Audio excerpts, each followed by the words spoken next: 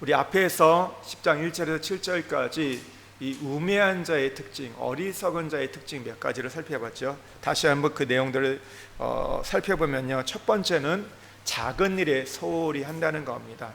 사소한 미련 때문에 인생을 망치게 된다는 거죠. 두 번째는요, 악한 자의 편에 선다는 겁니다. 하나님 쪽 오른쪽을 선택하지 않고 왼쪽 하나님을 대적하는 자리에 서는 것이 우매한 자의 특징이고, 세 번째는 모든 것이 자기 중심적으로 이야기하고 일하고 또 행한다는 것. 그리고 네 번째는요, 억울함을 참지 못한다는 거예요. 조금 참아야 되는데 그렇지 못하고 늘 그것을 다 풀어내는 자가 된다는 것이죠. 그랬을 때 우리가 지난번에 살펴봤던 이런 우매자를 만났을 때 우리의 결론이 뭐냐? 첫 번째는 우매한 주권자를 만나면 재난을 만나는 것 같다. 마치 지진을 만나고 쓰나미를 만나고 화산 폭발을 만나는 그런 재난을 만나는 것 같다고 말씀드렸고, 우매한 자가 통치하면요, 불의한 세상을 마주하게 된다. 그리고 세 번째는 우매한 자가 통치하면 불공평한 일이 벌어진다. 그 말씀을 지난주에 드렸습니다. 우리가 이 결론을 볼 때 우리가 참 요즘에 참 우리의 어떤 현상들과 현실을 볼 때 참 이것들이 이렇게 우리가 이렇게 좀 보이게 되죠. 참 우매한 자를 만났을 때 어떤 결과들이 오게 되는지. 오늘은 좀 더 이제 8절부터 15절까지 이 우매한 자들은 어떤 자들을 좀 보면요, 첫 번째 우매한 자는요, 오늘 본문에서는요, 함정을 파는 일을 즐겨 한다는 겁니다. 8절과 9절 말씀을 한번 같이 읽겠습니다. 함정을 파는 자는 거기에 빠질 것이요,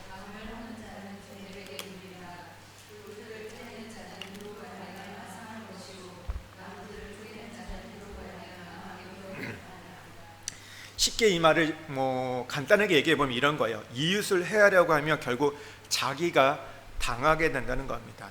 그러니까 함정을 파면 오히려 자기가 거기에 빠지고, 담을 허는 사람은 오히려 그 담 속에 숨어있는 뱀에게 물리고, 돌을 떠내는 사람은 돌로 맞이고, 나무를 쪼개는 사람은 그 나무에 상하게 된다고 말하죠. 반면에 오늘 지혜자는요, 어떤 사람일까요? 함정을 파지 않는 사람입니다. 오히려 남을 돕는 사람, 그러니까 남을 도우며 살아가는 사람인데요, 근데 어리석은 사람들은요, 자꾸 남을 해코지 하려고 해요. 그래서 그것을 통해서 자기의 반사 이익을 얻으려고 하죠. 여러분, 우리의 인생에 보면요, 올무 인생이 있고 징검다리 인생이 있다고 우리 옛 어른들은 이야기하셨어요. 그러니까 어떤 사람은 그 옆에만 가면 피해를 입게 돼요. 반면에 어떤 사람에 가면요, 도움을 받는 사람이 있습니다. 이 성경에 보면요, 도움이 됐던 인물은, 대표적인 인물은 저는 바나바가 아닌가 생각이 들어요. 여러분, 바나바 아시죠? 위로의 사람 바나바, 건의의 사람 바나바. 그러니까 바나바를 만나니까 어떻게 돼요? 오늘 사울이 바울로 변하게 돼요. 그렇게 교회를 탄압하고 예수 믿는 사람들을 죽이려고 했던 그 바울이 복음의 사도로 전 세계의 선교사로 세워지는 일이 일어납니다. 그리고 마가 요한도 어때요? 마가 요한도 바울과 바나바를 함께 하다가 중도에 탈락해요. 어떻게 보면 믿음의 가문의 아들이었지만, 근데 어떻게 보면 실력이 별로 없었어요. 영적인 실력이 별로 없어서 큰 소리 치고 따라갔어요. 청년으로서 열정을 갖고 따라갔지만 1차 전도 여행하다 어떻게 돼요? 중도에 탈락해요. 못하겠다, 나자빠집니다. 그랬을 때 어떻게 해요? 바울은요, 잘라버립니다. 못 간다. 그래, 나 안 갈 거야. 너 마가 요한 따라오지 마. 이렇게 얘기를 해요. 그런데 바나바가 어떻게 합니까? 품습니다.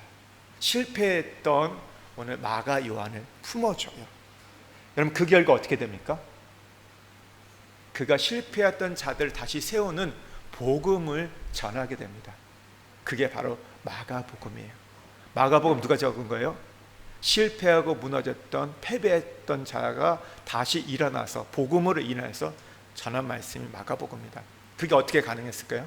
바나바가 징검다리 인생이 되어줬기 때문에, 그를 품어줬기 때문에. 나중에 그래서 마가 요한이요, 그 바울과도 끝까지 같이 하는 걸 보게 돼요. 바울의 또 조력자가 되고 협력자로 세워지는 걸 보게 됩니다. 참 이런 사람 만나면 행복하죠. 우리 인생에 징검다리 인생에 대한 만나면 참 어떻게 보면 나를 살려주고 도와주는 사람들. 그런데 또 인생에는 꼭 어떤 사람들이 있어요? 함정을 파는 사람들이 어쩌면 우리 주변에 더 많은 것 같아요. 시편 7편 15절에 보면요, 그가 웅덩이를 만들며 제가 만든 함정에 빠졌도다.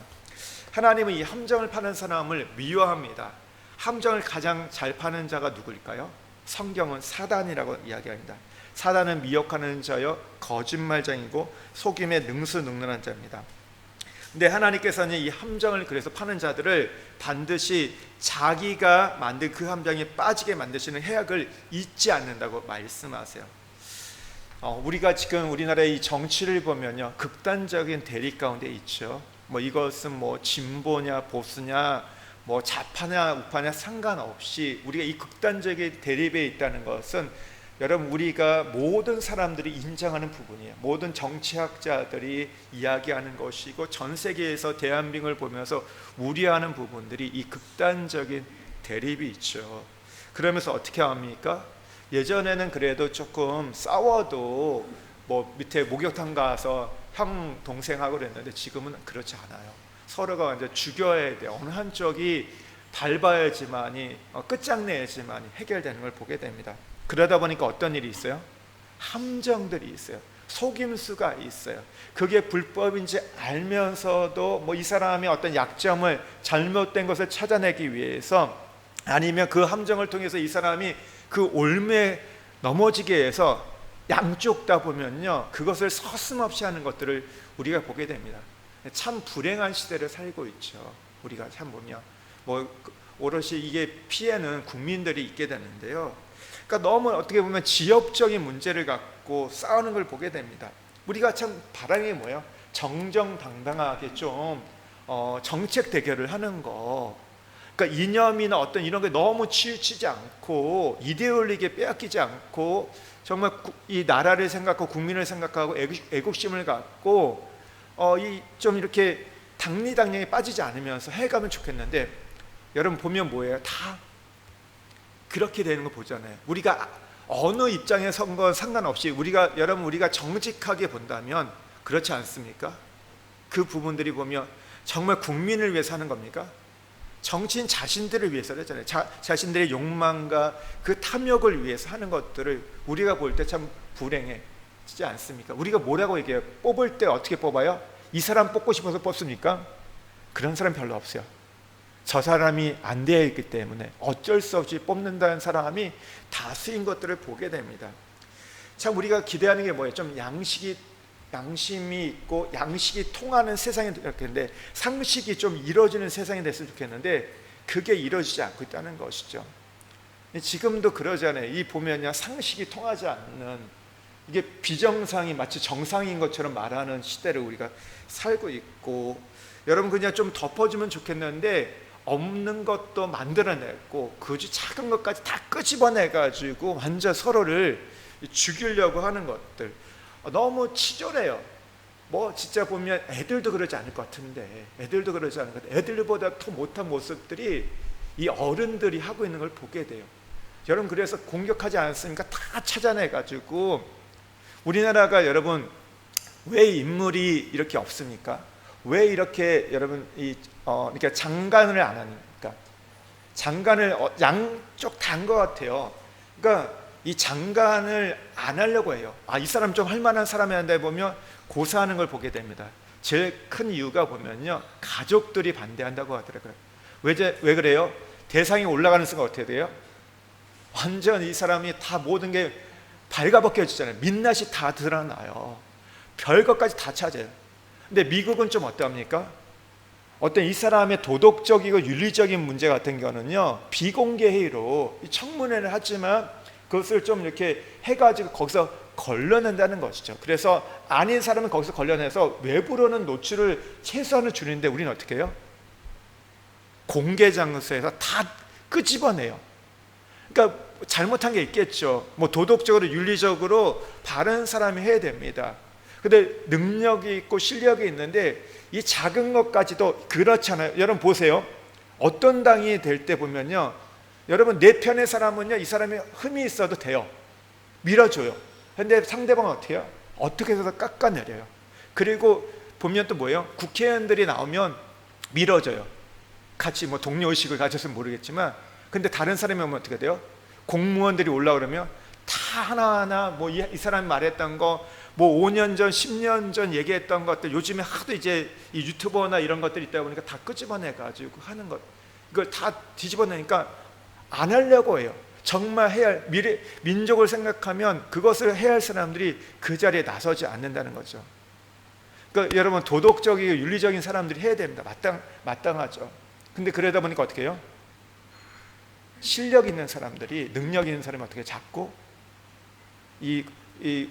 이쪽으로 이 강요로는 안 넣으려고 하죠. 그냥 민간인 쪽에서 그냥 하려고 하는 걸 보게 됩니다. 나라의 정책과 방향을 정해야 되는데 자꾸 함정을 파니까, 자꾸 끄집어내니까 이런 일이, 참 우리가 불행한 시대를 살고 있다, 그런 생각이 듭니다. 여러분, 다윗의 장점이 어디에 있습니까? 다윗은요, 스스로 복수하지 않겠다는 스피릿을 갖고 있었습니다. 우리가 알잖아요. 원수 사울을 죽일 수 있는 2번의 절호의 기회가 있었지만 그 기회를 사용하지 않습니다. 그리고 이렇게 말합니다. 여호와께서 나와 왕 사이를 판단하사 나를 위하여 왕에게 보복하시려니와 내 손으로 왕을 해하지 않겠나이다. 그러니까 이 결심 때문에 여러분, 그가 왕이 될 수 있었던 겁니다. 우리가 인생을 살다 보면 원수를 만나죠. 그러니까 우리가 오래 살면 살수록 인생에 원수들이 많이 있죠. 근데 원수를 바라보면 여러분, 누구나 인지상정 화가 나고 분이 쌓입니다. 그러나 여러분, 어떤 분들은요, 분풀이 하면서 사는 사람도 있지만, 또 어떤 사람들은요, 용서하고 화친하며 사는 분들도 있는 걸 보게 돼요. 우리 여러분, 인생의 성경은 뭐 70이고 강간은 80이라고 얘기해요. 우리가 지금 이제 100세 시대에 우리 자녀는 뭐 120세 정도까지 살 수 있다고 하는데, 여러분, 근데 우리가 인생을 뭐 70년 살던 100년 살던 그 인생을 분풀이 하면서 산다, 복수하면서 산다, 그게 행복한 인생입니까? 복수하면 난 모든 걸 다 이루었다? 그렇지 않죠. 그만큼 불행한 인생은 없을 거예요. 왜 그렇습니까? 평생 한 맺혀 있잖아요. 평생 여기에 분노의 그 덩어리가 내 안에서 그 열들이 나를 끌어오르게 한다는 거, 너무나 안타까운 인생들. 근데 여러분, 이 시대는요, 그런 시대를 살게 만들고 있어요. 증오와 분열의 시대들. 여러분, 이 언론이나 그런 걸 보십시오. 정치를 보십시오. 어떻게 합니까? 우리에게 평화를 선물해 줍니까? 우리의 마음에 어떤 기쁨과 행복을 가져다 줍니까? 아니죠. 적대감을 심어줘요. 서로를 공격하게 만들고 짓밟게 만들고 죽이게 만드는 것들. 그래서 여러분, 우리가 그러잖아요. 여러분, 뉴스 보고 나와서 행복한 분들 한번 손들어 보세요. 요즘에는 말고요, 이 일 있기 전에도 행복하셨어요? 아니죠. 뉴스는 좋은 얘기 별로 없어요. 미담거리 별로 없어요. 거의 다 뭐예요? 이 땅에 있는 어떤 불의와 부정과 악한 것들을, 그것들을 뭐 탐사보도하고 하는데, 그걸 보고 나면 우리 안에서 분노만 일어날 거예요. 그러면 어떻게, 우리는 그 증오를 어떻게 쏟아부어야 되고 가야 되는데, 여러분, 오늘 다윗은 뭐라고요? 원수를 갚는 일이 누가 있겠다고요? 하나님께 있다. 이게 오늘 시대 참 어려운 우리에게 과제인 것 같습니다. 이 신앙생활하는 데 있어서도 참 어려운 것들, 우리가 신앙생활하면서도 복수하고 있잖아요. 여러분, 그 복수하는 사람들 다 믿는 사람이 아니잖아요. 안 믿기 때문에 그렇다고 하지 않잖아요. 우리도 그렇게 하는 것들, 교회 안에서도 얼마나 그 복수가 있는지 모르겠습니다. 참 부끄러운 일들. 그래서 우리가 해야 할 일들이 참 큰, 우리가 숙제, 우리가 해야 할 부분이 있다면 복수하지 않고 용서할 수 있는 것, 그러면서 우리의 인생을 건설적인 살리는 인생을 살아가는 게 필요하다고 생각이 들어요. 혹시 파놓는 함정이 있다면 오늘 다 메꾸시길 바랍니다. 헐어놓는 담장이 있다면 다시 싸울 수 있는 그런 축복이 우리 안에 있기를 원해요. 여러분, 성경에 보면요, 에스더 보면요, 함정을 팠던 한 인물이 나와요. 이스라엘 민족 전체를 죽이기 위해서 여러분, 하만이라는 제2인자가 함정을 팝니다. 그리고 그 중에서도 특별히 에스더의 사촌 오빠였던 모르드게를 죽이려고 함정을 파잖아요. 근데 결론이 어떻게 돼요? 하만이 그 나무에 달려 죽는 것들을 보게 돼요. 여러분, 함정을 파는 자는 자기가 거기에 빠진다는 것을 기억하시고요, 우리는 함정을 파지 않는 자가 아니라 그것을 메꾸는 자. 여러분, 우리 주변에 있는 그 함정이 있다면 그것을 메꿔가는, 대대로 우리 가정 안에서 이 가져왔던 여러분 그 함정이 있다면 그걸 메꿀 수 있고 정말 이 대한민국의 그 함정들이 메꿔지기를 원합니다. 그러지 않고는 살 길이 없는 것 같아요. 그걸 파면 팔수록요 다 같이 죽는 거예요. 다 같이 여러분 괴멸하는 겁니다. 지금은 그런 시대예요. 여러분 누가 그 일을 하겠습니까? 정치인요? 그랬으면 좋겠어요. 지도자들이 여러분 뭐 대통령, 뭐 총리, 여러분 뭐 여당, 야당, 여러분 대표들이 다 그랬으면 좋겠어요. 근데 우리가 볼 때 어때요? 별로 이렇게 희망이 안 보이죠. 누가 해야 될까요? 오늘 성경은요, 오늘 이 말씀을 깨달은 자들이 한다고 얘기하고 있어요. 오늘 하나님은 그래서 먼저 이 일들을 오늘 그리스도인들에게, 교회에게, 이것을 우리에게 사명을 주셨다는 걸 기억하시면서 우리가 메꿔갈 수 있는 자가 되기를 소망합니다. 근데 또 하나 이 말씀의 이 부분을 조금 다른 관점에서 보면요, 이 내용들이 지금 솔로몬이 집 짓는 과정으로 이걸 설명하고 있어요. 다시 한번 8절과 9절 말씀 좀 읽어보겠습니다. 함정을 파는 자는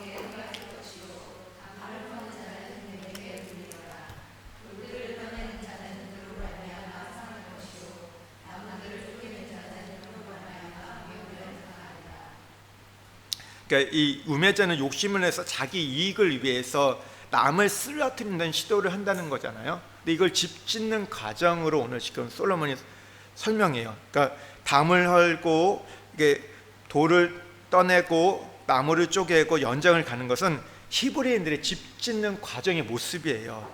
근데 집 짓는 과정을 이야기하는 건 이건 단지 어떤 지금 집을 지은다는 게 아니라 뭘 얘기하는 거예요?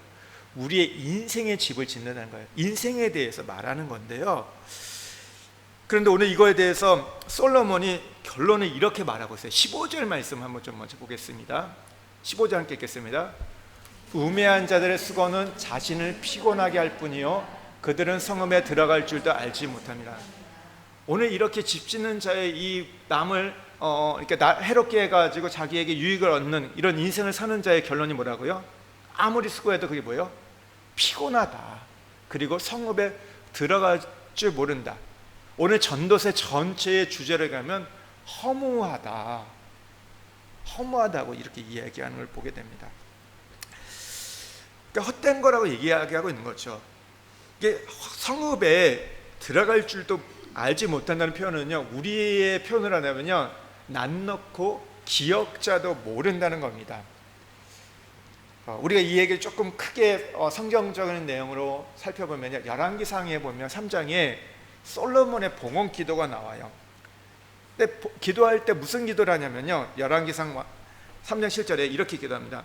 나의 하나님 여호와여, 주께서 종으로 종의 아버지 다윗을 대신하여 왕이 되게 하였으나 종은 작은 아이라 출입할 줄 알지 못하고, 종은 작은 아이라 출입할 줄 모른다고 이야기합니다. 그러니까 이 말이 뭐예요? 지금 이 전도서의 말로 이야기하면 성읍에 들어갈 줄 알지 못한다고, 어리석고 지혜 없는 존재라고 솔로몬이 고백하는 거예요. 그래서 그 다음에 솔로몬이 뭘 합니까? 하나님께서 나타나서 너가 뭘 원할 때 뭘 구해요? 지혜를 달라고 얘기합니다. 근데 지혜라는 것은요, 히브리어로 이 원어로 보면요, 히브리어로 렙쇼메아예요. 렙쇼메아. 그러니까 렙쇼메아라는 이 단어의 여러분 뜻은 뭐냐면 잘 듣는 마음입니다. 열린 마음, 잘 들을 수 있는 마음을 달라고 이야기합니다. 왜 그렇습니까? 우리 신약에 보면 믿음은 어디서 온다고요? 들음에서 온다고 말하고 있습니다. 들음에서 우리가 그리스도를 깨닫게 되는 거예요. 집 짓는 것이 헛되지 않기 위해서, 우리의 인생이 헛되지 않기 위해서는 지혜가 필요합니다. 다시 말해서 듣는 마음이 필요하다는 거예요. 들으면서 그리스도를 믿고 깨달아야 우리가 이 집이 여러분 헛되지 않는다는 거죠. 그러니까 솔로몬이 시편 127편에서도 동일하게 얘기해요. 지금 한번 127편 말씀을 좀 찾아보겠습니다. 시편 127편이요, 전도서 앞에 있죠. 우리 구약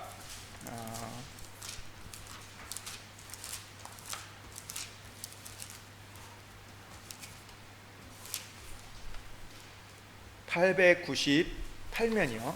한번 여기 볼까요? 1절과 2절 말씀 한번 같이 읽겠습니다. 여호와께서 집을 세우지 아니하시며 세우는 자의 수고가 헛되며 여호와께서 성을 지키지 아니하시며 파수꾼에 깨어 있으며 헛되도다. 너희가 일찍이 일어나고 늦게 누우며 수고의 떡을 먹음이 헛되도다. 예, 여기에 보면 헛되다는 단어가 여기 3번 나와요. 이 전도서의 주제인 헛되다가 3번 나오는데 뭐가 헛되다고 말하고 있어요? 첫 번째는요, 집을 세우는 자의 수고가 헛되다. 두 번째는요, 그것을 지키는 자의 수고가 헛되다. 세 번째는요, 수고의 떡을 먹음이 헛되다 얘기합니다. 근데 이 말씀의 전제가 무엇입니까? 1절 맨 앞에 나오는 여호와께서 집을 세우지 아니하면, 이게 그냥 다 헛된 게 아니라 여호와께서 집을 지어주지 않으면 헛되다고 이야기합니다. 그러니까 다시 말해서 하나님이 우리의 인생에 임재하거나 동행해 준 것이 없이 우리가 세우는 수고가 헛되다는 거야. 돈을 많이 벌고 뭐 장사가 잘 되고 모든 게 우리 아이들을 잘 키우고 한다고 해도 그게 헛되다고 이야기하고 있다는 것이죠. 그런데요, 갑자기 조금 생뚱맞은 얘기가 나옵니다. 2절 하반절에 보면요, 이렇게 말해요. 헛되다 얘기하면서 뒤에 뭐라면요, 그러므로 여호와께서 그의 사랑하시는 자에게는 잠을 주시노다. 우리가 문법을 보면 그러므로는 뭐예요?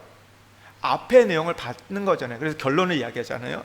그래서 어떻게 한다고요? 여호와께서요, 사랑하시는 자에게 뭘 주신다고요? 잠을 주신대요. 이게 무슨 말일까요? 인생이 다 헛되니까 그냥 잠자라. 그냥 뭐 인생 뭘 사냐, 열심히 살 필요 없이 그냥 잠자고 그렇게 생각하지 마라. 우리 그러잖아요. 너무 힘들면 뭐예요?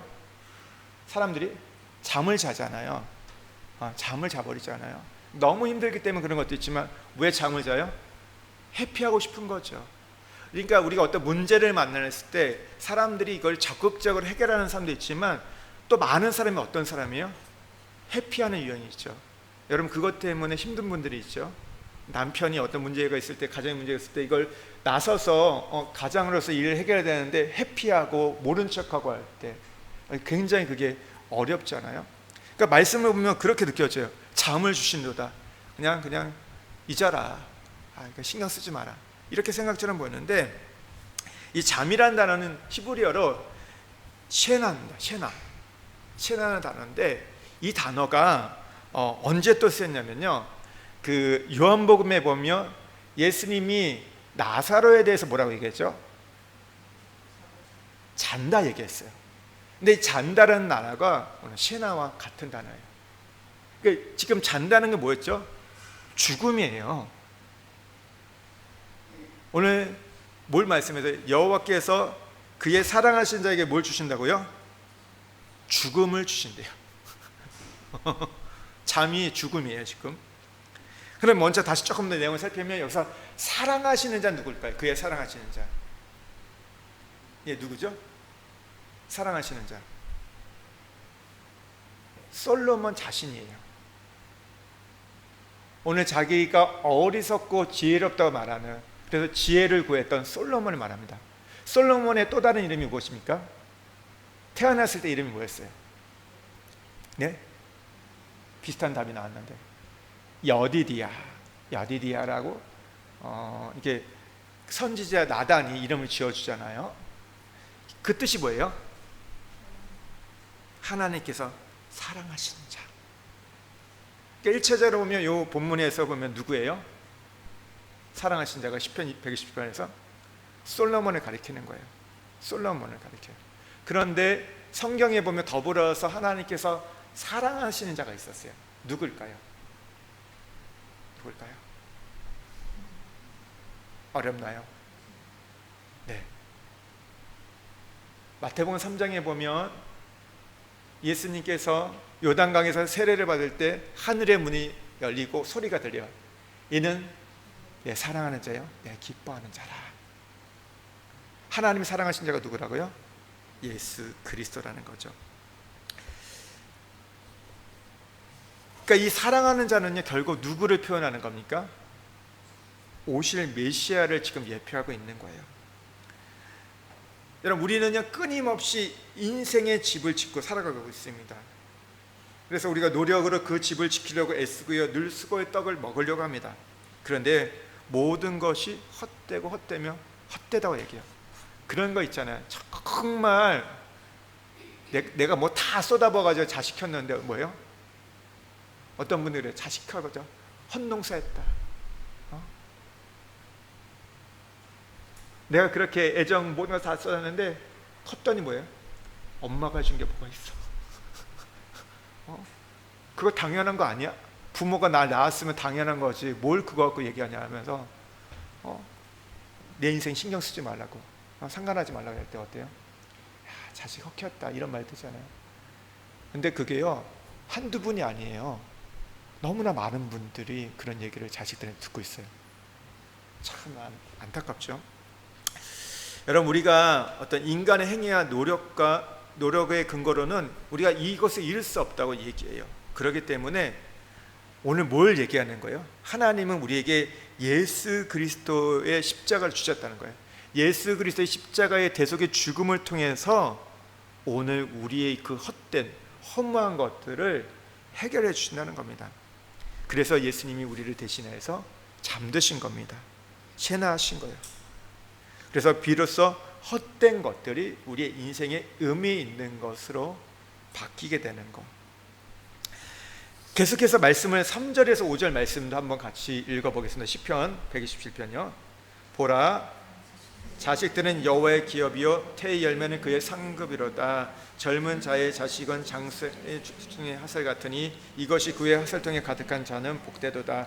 그들이 성문에서 그들의 원수와談판할 때 수치를 당하지 아니하리라. 그러니까 이스라엘 민족은요 아기가 태어나면요 잘 보이는 것에 집에 앞에 잘 보이는 것에 활과 하살통을 걸어놨다고 합니다. 그러니까 이거는 이제 집안의 생명의 부양자가 태어났다는 뜻인데, 이거는 이들이 메시아가 올 것을 기대했던 이 관습에서 온 거예요. 그런데 오전에 보면요 이렇게 얘기해요. 그들이 성문에서 그들의 원수와談판할 때 수치를 당하지 아니하리로다, 이 말씀이 나오잖아요. 근데 이 말씀하면 여러분 떠오르는 여러분 창세기의 말씀이 있지 않습니까? 창세기 22장에 보면요 22장 17절에 보면요 내가 내게 큰 복을 주고 내 씨가 크게 번성하여 하늘의 별과 같고 바닷가의 모래와 같게 하리니 내 씨가 그 대적의 성문을 차지하리라. 하나님께서 아브라함에게 주셨던 약속이에요. 내 후손이 내 씨에서 나온 자손이 대적의 문을 차지하리라. 근데 여기서 이 씨라는 단어는요 복수가 아닙니다. 후손을 얘기할 때 우리 복수로 얘기하잖아요. 복수를 쓰잖아요. 여기는 단수예요. 그렇다면 누구를 가리키는 겁니까? 예수 그리스도를 가리킨다는 거. 대적의 문을 찾을 것은 구원의 승리를 말하는 거예요. 그러니까 오늘 여기 시편 127편 5절에 다시 보면 성문에서 그들의 원수와談판할 때 수치를 당하지 아니하리로다, 이 말씀과 같은 거죠. 우리의 인생에 예수 그리스도가 오셔서 그 죽으시고 부활하고 승리하셔서 우리를 온전케 한다는 거. 여러분, 다시 말해서 우리의 인생에서요 예수 그리스도가 길이요 진리요 생명이라는 거예요. 그리스도가 없이는 우리는 성문에 들어갈 지혜가 없다는 겁니다. 여러분, 이 대한민국에 여러분 우리가 성문에 들어갈 수 있는 여러분 비결은 무엇입니까? 우리가 승리할 수 있는 비결이 뭘까요? 예수 그리스도가 이 민족의 여러분 길이 되어 주시고 진리가 되어 주시고 생명이 될 때 가능하다는 것이죠. 그래서 우리가 구할 건 그런 거예요. 하나님, 오늘 이 민족의 길이 되어 주시고 진리가 되어 주시고 생명이 되어 주십시오. 여러분, 우리가 지금 어떤 법적인 문제들이, 이 어떤 정치적인 부분들이 여러분 또 이게 어떻게 될지 모르겠어요. 어떻게 진행될지 모르지만, 근데 그것이 어떤 쪽의 입장이 된다고 해서 여러분 그 문제를 해결할 수 있는 게 아닙니다. 탄핵에 대해서, 하야에 대해서, 아니면 그것들이 나중에 개헌으로 가서 이렇게 간다고 해서 그렇게 되면 우리가 해결될 것처럼 이야기할지 모르겠어요. 자신의 어떤 정치적인 입장에 따라서 그 부분들이 조금 더 여러분 갈라지게 될 거예요. 근데 저는 믿기로는요 그것이 우리의 해답은 될 수 없다. 어떤 그런 과정들이 다 필요하겠지만 그것으로 이 민족이 다시 일어날 수 있는 건 아니에요. 예수님이 우리에게 길이 되고 생명이 되고 진리가 될 때 우리가 성문으로 들어갈 수 있다는 거죠. 지금 민족이 향방을 잃어버리고 있잖아요. 우리가 성문 안으로 들어서 그 승리를 얻어야 되는데 어디로 갈지 몰라요. 여러분, 그것이 지금 여가 알고 있습니까? 야가 알고 있습니까? 여러분, 어떻게 이게 지금 이 어떻게 보면 여러분 행정부가 그걸 알고 있습니까? 사법부가 알고 있습니까? 보면요, 다 시스템이 망가진 걸 보게 돼요. 정상적으로 작동하지 않아요. 예수님이 길이 되어 주실 때, 생명이 될 때, 우리의 진리가 될 때만이 가능하다는 것이죠. 이 민족도 그렇고 오늘 우리의 가정도, 우리의 어떤 개인의 삶에도 오늘 그분이 진리요 길이요 생명이 될 때 우리가 성문에 들어갈 수 있음을 기억하시기 바랍니다. 한 가지 더 오늘 이제 살펴보면요, 우매자의 특징이 뭐냐? 무절제한 언어를 사용한다는 겁니다. 12절에서 우리 14절까지 한번 읽겠습니다. 지혜자의 입의 말들은 은혜로우나 우매자의 입술은 자기를 삼키나니 그의 입의 말들의 시작은 우매요 끝은 그의 입의 결말은 심히 미친 것이라. 우매자의 말이 하거니와 사람은 장래를 알지 못하나니 나중에 일어날 일을 누가 그에게 알리리요. 이 특징이 우매자는요, 말을 많이 한대요. 근데 말 자체가 이미 어리석은 말이고 결말은 뭐였냐면 미쳤대요. 심히 미친 거라고 얘기하고 있고, 많이 하는데 무슨 얘기를 하냐면 앞일에 대해서 많이 얘기하는 것 같아요. 뭐 요즘에 보면 정치인들이 앞일에 대해서, 미래에 대해서, 뭐 경제학자들, 여러분 우리가 보세요. 2024년 시작할 때하고 지금까지 왔을 때 여러분 우리가 예측한 게 있었잖아요. 미래학자들이 하는 게. 근데 어때요? 너무 변수가 많아요. 어떤 일이 날지 아무도 모르는 거예요.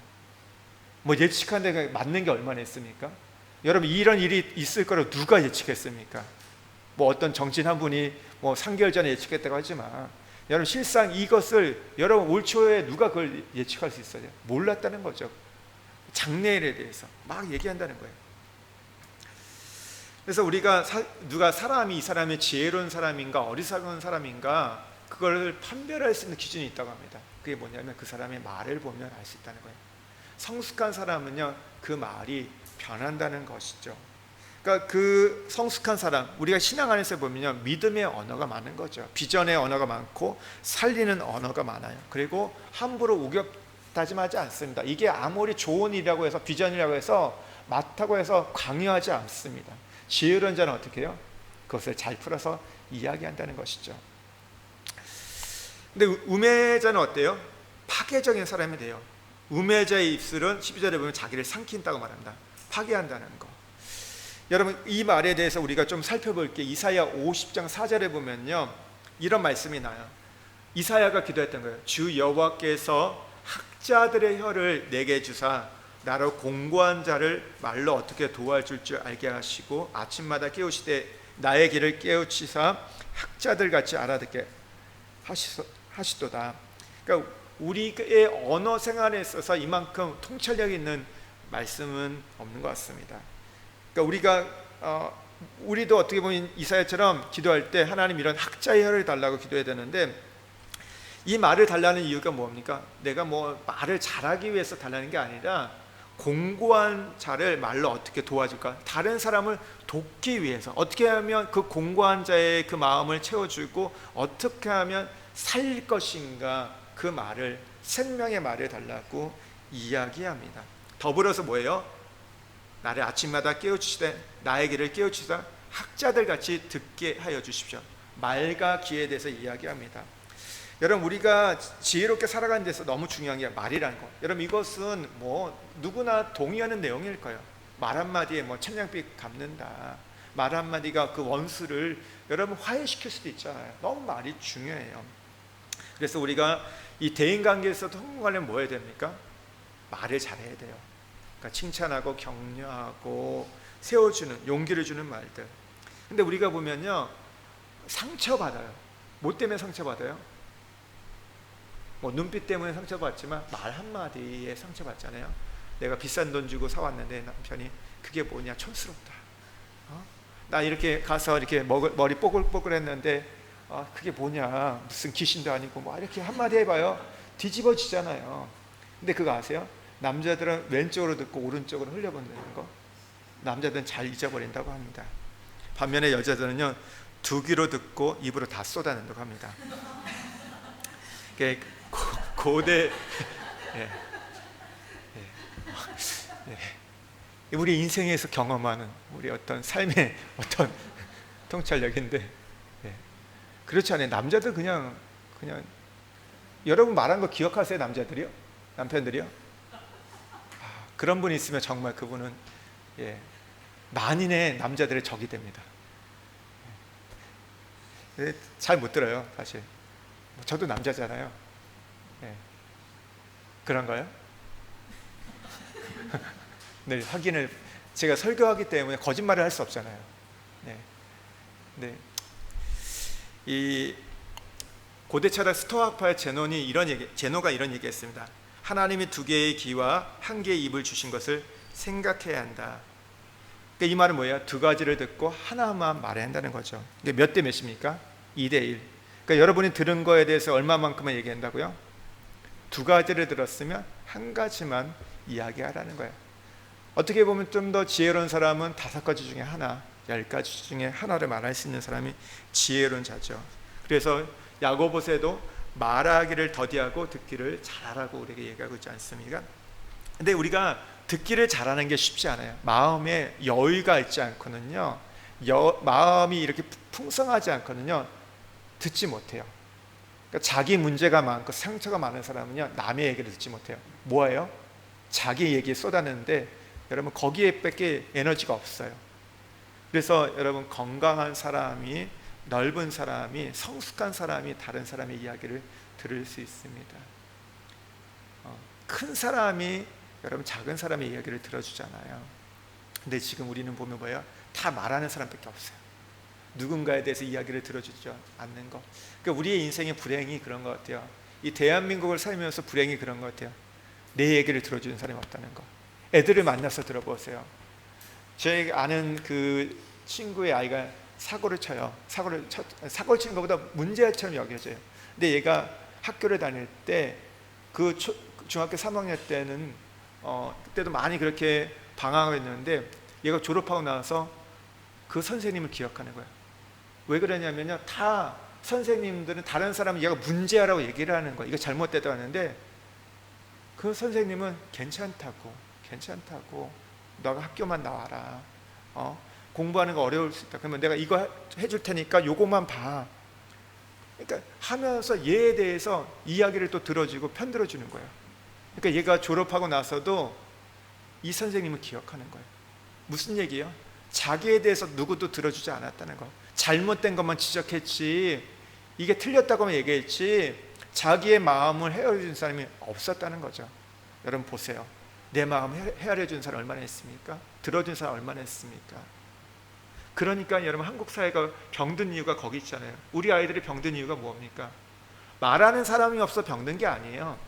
아이들의 이야기를 들어주는 사람이 없기 때문에 아이들이 병들어가는 거예요. 여러분도 그렇지 않았습니까? 왜 여러분이 외롭고 왜 고통스럽고 왜 힘들어했어요? 내 마음 들어줄 사람, 그냥 그대로 있는 거, 내가 맞던 틀리던 좀 그거 들어주는 사람, 처음부터 끝까지 들어주는 사람이 있으면 그래도 좀 나을 건데 그게 없는 거예요. 여러분 부부 사이도 왜 싸웁니까? 내 이야기 안 들어준다는 거잖아요. 내 속상한 얘기들 안 들어주고 남편이 맨날 바른 얘기만 하니까. 그게 우리가 싸우는 이유가 아닙니까? 우리가 들을 수 있어야 돼요. 참 듣는 게 중요합니다. 우리에게는 제3의 귀가 있다고 하죠. 무슨 제3의 귀가 있습니까? 이런 거 있잖아요. 우리가 식사 드셨어요? 물어보면 뭐예요? 같이 식사하실래요? 하면 뭐라고 해요? 한국 사람들은요? 아니 괜찮아요. 밥 안 먹고 왔어도 괜찮다고 해요. 우리는 체면 문화잖아요. 이렇게 뭐 이렇게 드러나는 문화가 아니니까 그러잖아요. 그래서 우리는 몇 번 권해야 돼요? 3번은 권해야 돼요. 양반이라고 해가지고 3번 해야 돼요. 근데 반면에 미국은 어떻게 해요? 외국에 가면요, 안 먹겠다 하면 싹 치우죠. 그래, 이 사람 안 먹는다는데.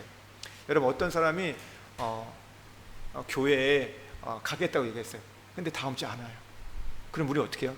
저 사람 거짓말했다.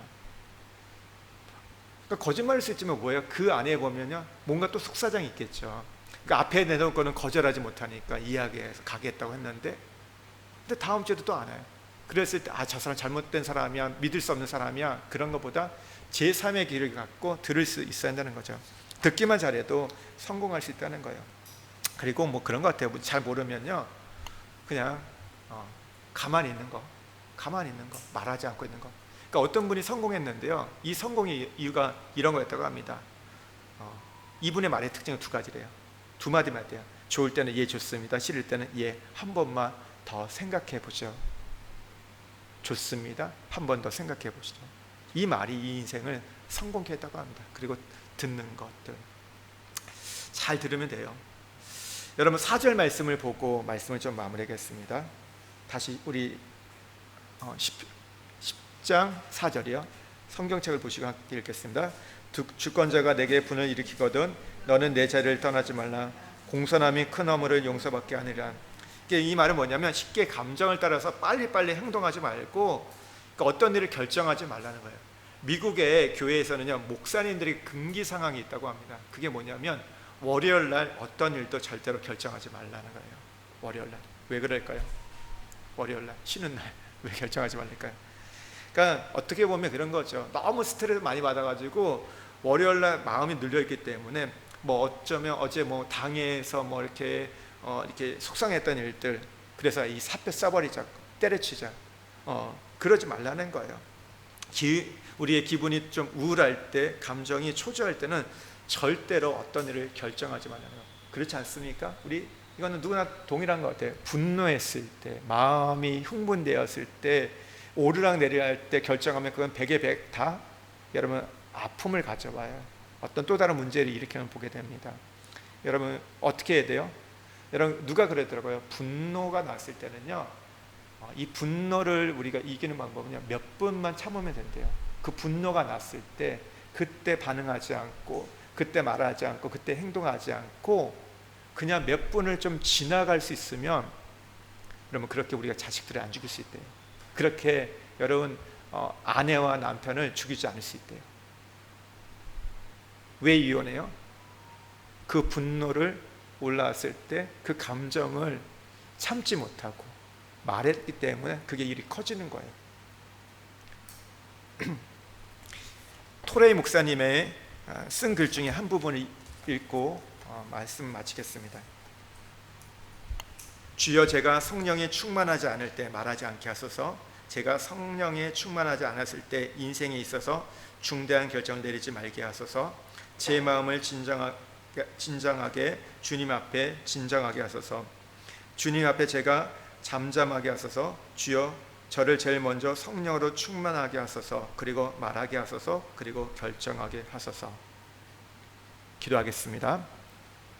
하나님, 우리가 함정을 파는 인생 되지 않게 해주시고, 하나님, 우리의 인생의 모든 집이 오늘 그리스도가 길이 되고 진리가 되고 생명이 될 때 우리가 성문 안에 들어갈 수 있음을 고백합니다. 주님께서 우리 가정에 오늘 이민족의 길이요 진리요 생명이 되어 주옵소서. 또 우리가 무절제한 언어를 사용하지 않도록 우리가 성령의 통제받는 언어를, 어리석은 언어가 아니라 살려주는 언어를 우리가 사용할 수 있게 해주시고, 다른 사람의 말을 잘 들을 수 있는 하나님 그 지혜가 우리 안에 있게 하여 주옵소서.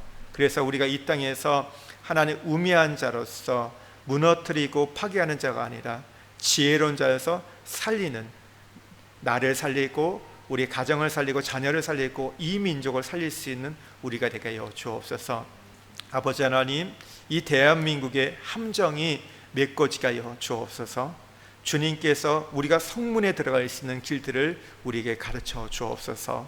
아버지 하나님, 이 땅의 허무한 말들, 파괴하는 언어들이 사라지고 정말 회복하고 살리는 언어가 이 대한민국 가운데 하나님 있게 하여 주시고, 그것이 교회를 통해서 성도들을 통해서 고백되고 선포되게 하여 주옵소서. 아버지 하나님, 오늘 또 우리 켈리 전시회가 있습니다. 하나님, 지난 한 학기 동안 하나님 열심히 배우고 또 하나님 이렇게 수고해서 오늘 작품을 만들어서 전시하는데, 하나님 이 일을 위해서 수고했던 우리 송민아 권사님 또 함께했던 모든 분들을 축복하여 주시고, 하나님 이 전시회가 기쁨의 시간이 되게 해주시고, 하나님 이분들이 적었던 그 말씀 하나가 그분들의 가슴에 새겨지고 인생에 새겨지는 축복이 있게 하여 주옵소서. 이제는 우리 주 예수 그리스도의 은혜와 하나님의 사랑과 성령님의 교통하심이 오늘 예배드리는 모든 분들 위해, 또 우리 흩어져 있는 우리 믿음의 식구들 가운데, 이 땅에서 또 하나님의 복음을 증거하는 선교사님, 저 북녘 땅에서도 믿음을 지켜가는 주의 백성들 가운데 함께 하시기를 간절히 축원하옵나이다.